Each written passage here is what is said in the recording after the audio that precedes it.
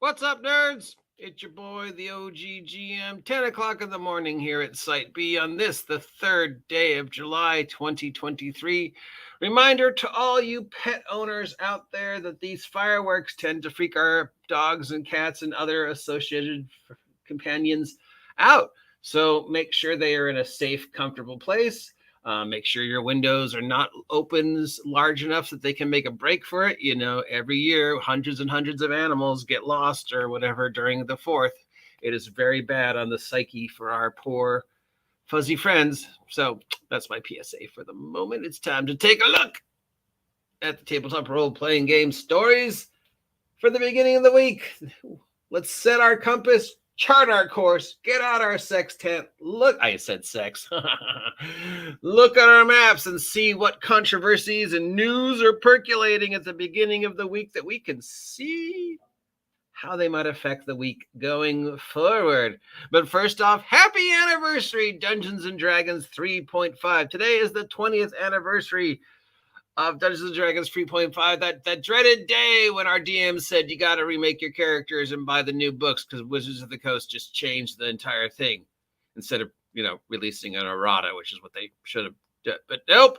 And if there is a beginning, if there is a cardinal locked point in time where the Wizards of the Coast explosion of nonsense began, it's probably here. It's probably today. It is probably the 20 years ago today when they announced 3.5 and 3.5 became available, which, hindsight wasn't necessary.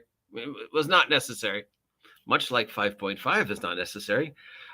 This is probably the moment. I mean, I don't remember anything associated with 3 that was extremely controversial other than the standard edition wars and some other minor things. But yeah, basically 3 was different. Oh, I get skills now. Okay.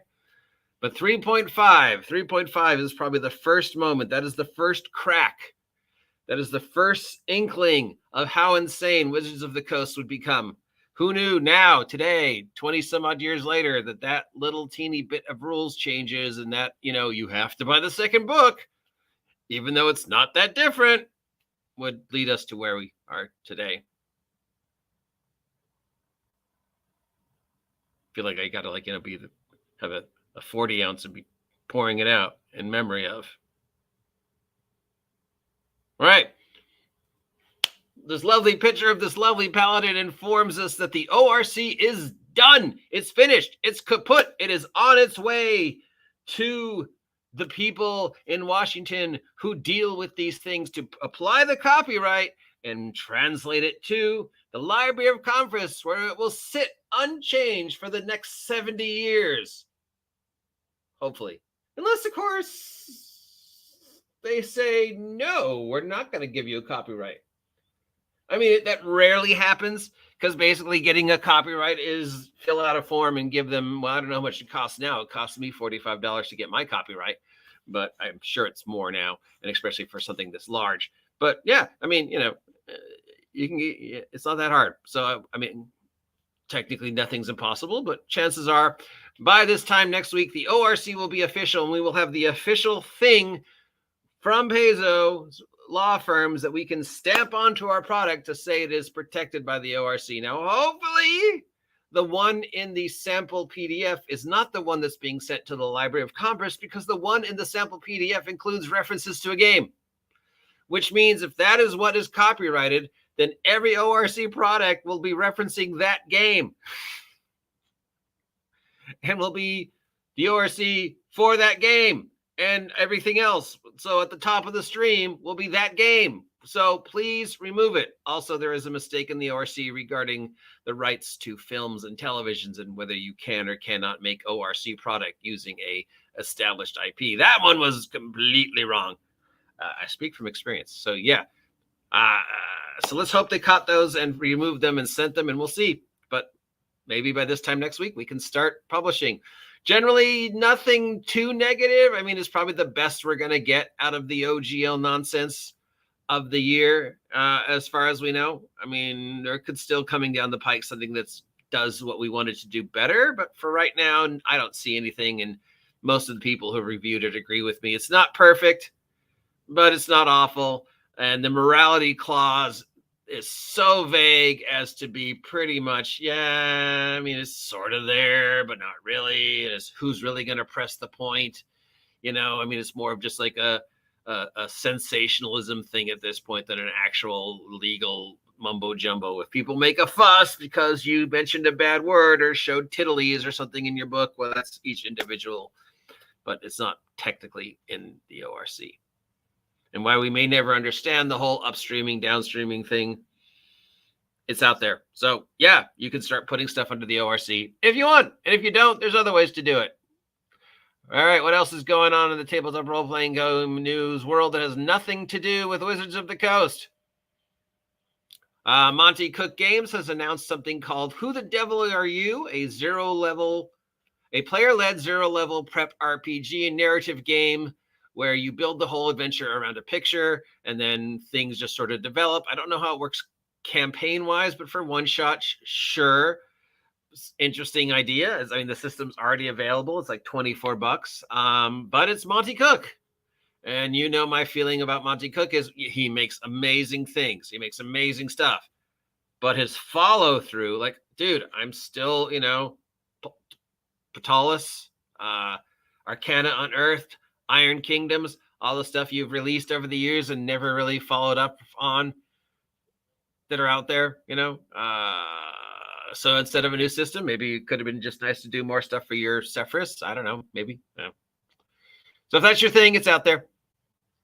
Coyote and Crow, as we know, was the winner of this year's Origin Award for Best RPG Core Rules. Now, I think pretty much everybody disagrees with this, except for maybe the 5 people who are actually fans of Coyote and Crow. Not only were the rules not that great, sales-wise, it did awful. I don't really recall it receiving much in the way of positive reviews. The art was considered okay. The world idea was considered interesting. There was some interesting stuff in there, but generally anything related to Coyote and Crow was overshadowed by the ridiculous amount of negative press the creator of the game garnered for himself by getting on his little, preachy soapbox about don't buy my game if you don't agree with my politics, blah, blah, blah. Other more exciting news, the highly anticipated Pendragon starter set for the Pendragon 6th edition is out from Greg Stafford and Chaosium. If you are looking for a tabletop role-playing game that sets adventures in the time of King Arthur, this is it. This one is highly recommended. It's available for $30 or $15 PDF. It contains everything you need to start playing in the world of Pendragon. So if you're ever looking for a King Arthur themed role-playing that actually is built around King Arthur type themed role-playing, what do we call this? Mudcore, King Arthur core, Hollywood medieval. This is one, and it's highly anticipated and should get a lot of good news. And then we'll have the full game out in a couple days, I'm sure.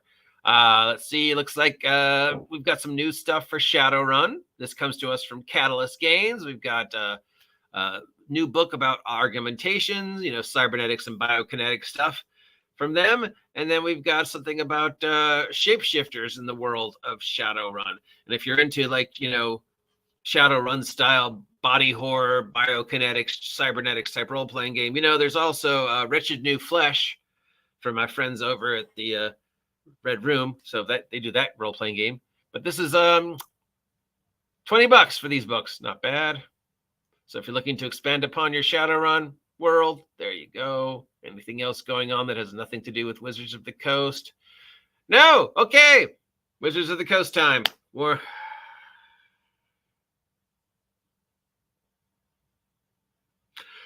After informing us that they had no plans of making any more Unearthed Arcanas, after informing us what the plans were for the 2024 Dungeons & Dragons core rule books, at least the one we're guaranteed to see in 2024, after almost 2 years of shoving a very specific scenario down our throats, causing multiple 5-car collisions of controversy over the past week, Wizards of the Coast has played the Kablooey We Changed card, basically making the past 2 years utterly pointless.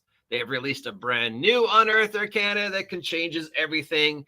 They are now claiming, oh, no, we're not. It's going to be smaller, and we're not going to be really changing that much. It's pretty much just going to be an expanded, revised version of the Player's Handbook now. We're going back to 2014 Dungeons and Dragons thinking. All this whole bullshit that we literally told you a week before about 2014 to January 2024 is one chunk, and January 2024 through June 2027 is the second chunk, not counting Tasha's. So really 2024 through Tasha's, 2014 through Tasha's is the first chunk. Tasha to January 1st, 2024 is the second chunk.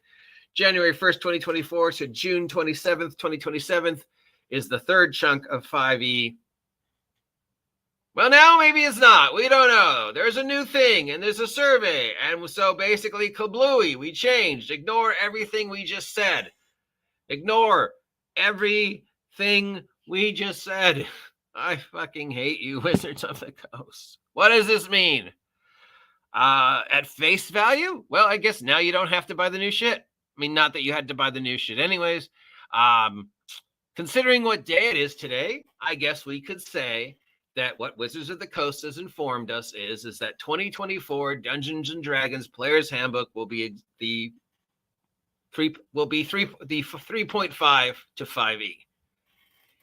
It's not any different, but it's completely different. You don't have to buy anything new, but you do have to buy anything new. And everything we make going forward will be built around the core rules of Dungeons and Dragons 5.5.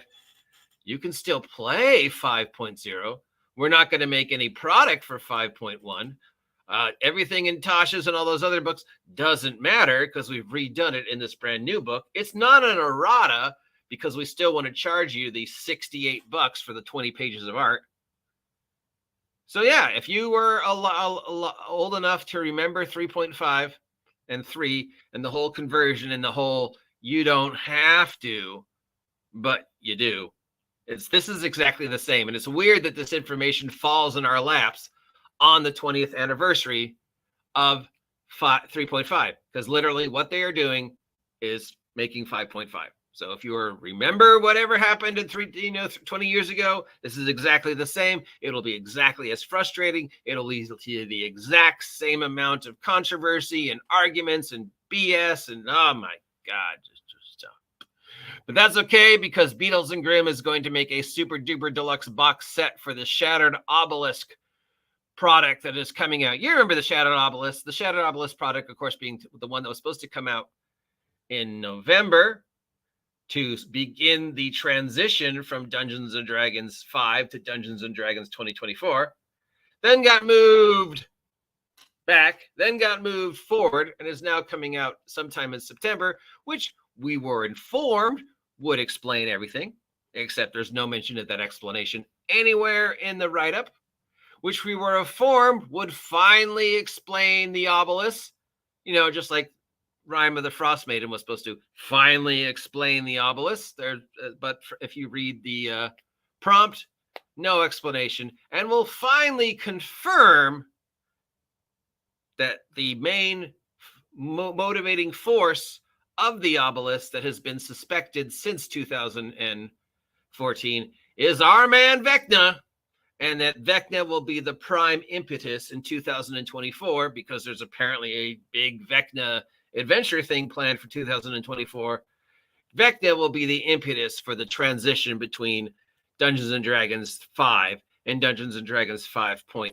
If you remember the Time of Troubles, same thing. But at this time, it's Vecna instead of the gods falling.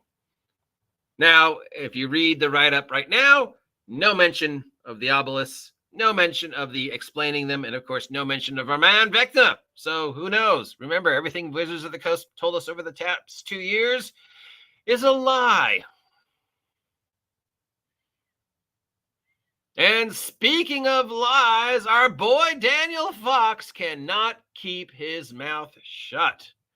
If you remember a couple of days ago, Daniel D. Fox, creator of the Zweinhinden role-playing game heard about the Supreme Court's judgment regarding that whole gay marriage website thing. Turns out the person who made the case, brought it to the Supreme Court, was lying.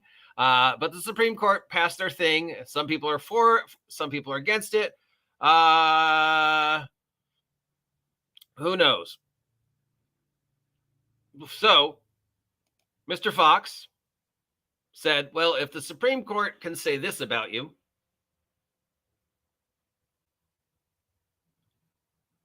and your political beliefs, religious beliefs, sexual identity, then I, as a retailer, can say, I don't want to refuse service to people who are conservatives. He said, if you're conservative, I don't want your money. Don't buy my product. Go kill yourself. I'm Daniel Fox. I'm choosing to stand on this hill.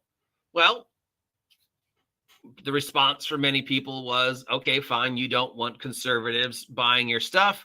We're going to let people know you don't want conservatives buying your stuff. You're playing the reverse racism card, whatever, dude. You're virtue signaling because you disagree with the Supreme Court's judgment. But you know what? You're a retail dude. You have the right to say, I refuse service to you, and this is my reason. I have the right to talk crap about you before doing that. Do I agree with the Supreme Court's decision? I don't think it should ever have gone to the Supreme Court. I don't think that's their job, but that's just mine. If a same-sex couple comes in your store and you say, I don't want to give you my money, I don't want your money because I don't agree with you being married to each other, fine, whatever. You don't cry discrimination. You go, well, I'm going to give you a horrendous Yelp review, and then I'm going to take my money elsewhere, and I'm going to tell all my friends and family to take my money elsewhere. And then they're going to tell all their friends and family to take their money elsewhere. You have the right to review service, Daniel, and I have the right to tell people don't shop from Daniel. So that is what we did. My friend over at Diversity and Dragons, Double D, made a video about it. I made a video about it. A couple other people talked about it. Daniel went on a crying spree. Then he was like, oh, hey, look, my sales have gone up. Thank you. And then he was like, I'm putting you all on lists. So now we're all on these lists being told that we are transphobic and racist because, Daniel got on the I don't want your money hill. Now, my response to Daniel is, Daniel, if you don't want their money, I do. But you think you went too far, buddy, but that's fine. You made your choice. You live with it. If you were going to make that statement on Twitter, knowing the way Twitter responds, you should have known the responses you would get. And instead of owning up to them, you played the, and then you cried and whined, and then you complained. Then you filed a violation of privacy charge against Double D. All he was doing was reading information you made public and quoting it back and saying, hey, you don't want my conservative money? That's fine. I'll take my conservative money elsewhere, most likely to the OGGM Adventures, which is available right now on Big Geek Emporium for only $4. I could buy his stuff. And now Daniel's got some other people who are virtue signaling and calling Double D a racist and a transphobes and all these other things. It's like, dude, again, it has nothing to do with that. Okay? It has to do with you discriminating against conservatives because you disagreed with the Supreme Court's politics. And you know what? Again, I don't care. What I feel about the Supreme Court's choice, it's my personal opinion. Am I for? Am I against? You don't know. You don't care. You just want to come in my store, the OGGM Adventures on Big Geek Emporium, buy my product, and then decide I would like to give the OGGM Adventures more money because I appreciate his product and I don't care about his politics.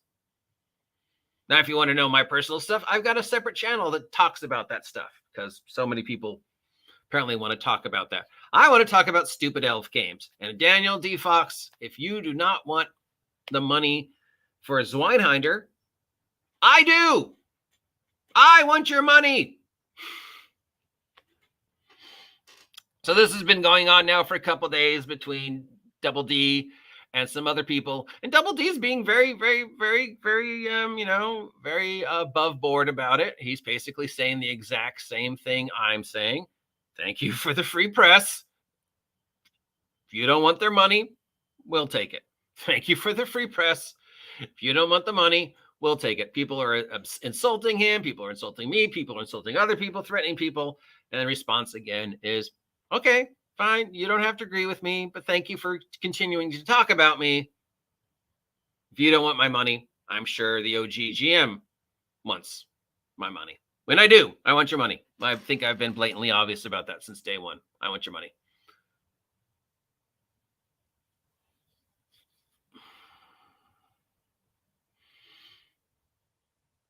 Yep. So that's what's going on in the news today.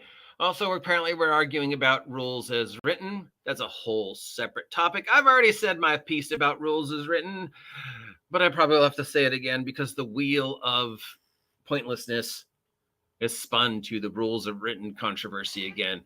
And, going after the OSR. We say that for Friday when we address these people who go after the OSR.